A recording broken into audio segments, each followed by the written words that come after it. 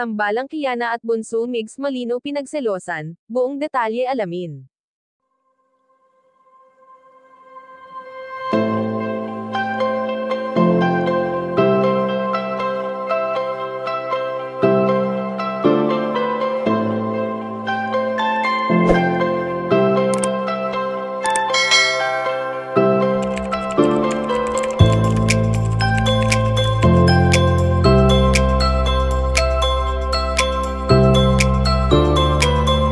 Hindi naman lingid sa ating kaalaman na palaging nakakasama ni Bunso Migs Malino si Kiana Reeves sa kanilang mga ginagawang interview na siyang ibinabahagi nila sa social media.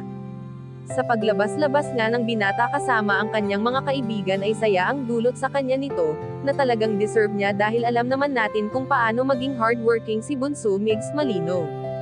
Matatandaan na una nang inamin ng binata ang dahilan kung bakit siya nagsusumikap sa buhay at ito nga ay ang kagustuhan niyang maibigay ang kanyang nais para sa kanyang pamilya na walang ibang hinangad kundi ang mapabuti si Bunso Migs Malino sa lahat ng oras o pagkakataon.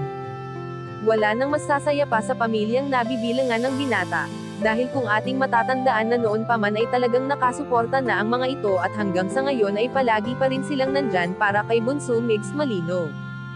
Bagamat may kumakalat na samot-saring intriga patungkol sa binata at sa babaeng palagi nating nakikitang nakakasama niya sa social media at ito nga ay si Kiana Reeves na animoy may relasyon.